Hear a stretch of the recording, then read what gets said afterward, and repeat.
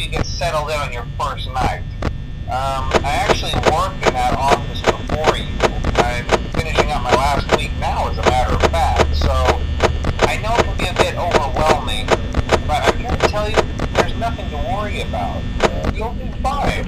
So let's just focus on getting you through your first week, okay? Let's see. First, there's an introductory greeting from the company that I'm supposed to read. It's kind of a legal thing, you know. Welcome to Freddy Fazbear's Pizza, a magical place for kids and grown-ups alike, where fantasy and fun come to life. Fazbear Entertainment is not responsible for damage to property or person. Upon discovering that damage or death has occurred, a missing person report will be filed within 90 days or as soon as property and premises have been thoroughly cleaned and bleached and the carpets have been replaced. Blah, blah, blah. Now, that might sound bad, I know, but there's really nothing to worry about.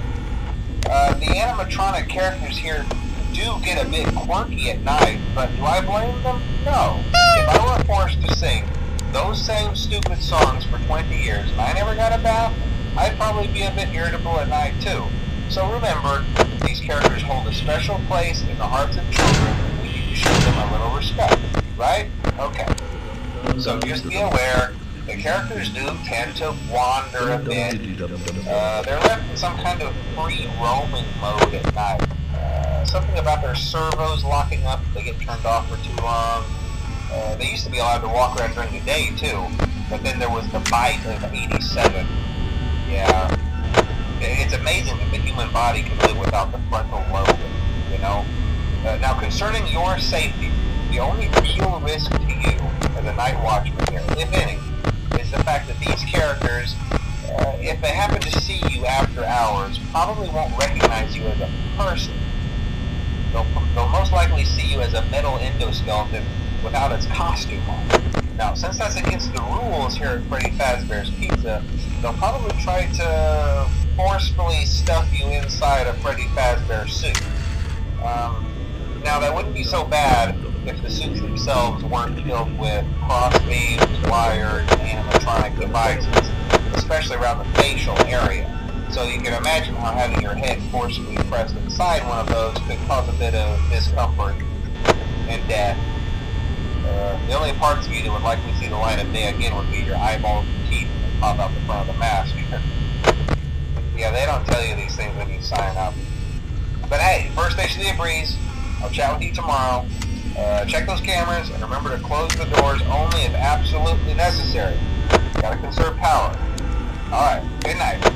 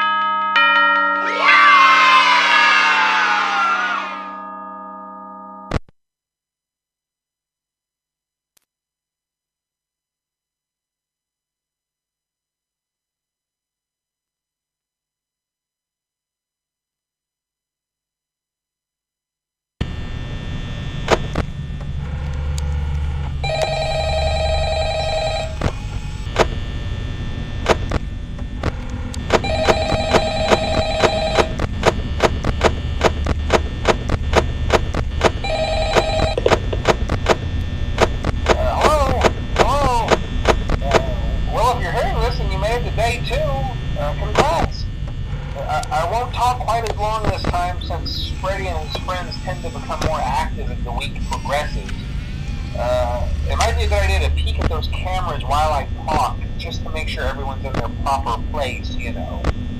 Interestingly enough, Freddy himself doesn't come off stage very often.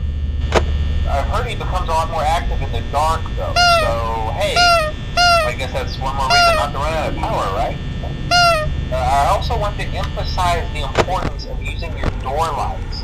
There are blind spots in your camera view, and those blind spots happen to be right outside your doors. So if you can't find something or someone on your cameras, be sure to check the door light. You might only have a few seconds to react. Not that you would be in any danger, of course. I'm not implying that. Also, check on the curtain in Pirate Cove from time to time. The character in there seems unique in that he becomes more active if the cameras remain off for long periods of time. I guess he doesn't like being watched. I don't know. Anyway, I'm sure you have everything under control. Talk to you soon.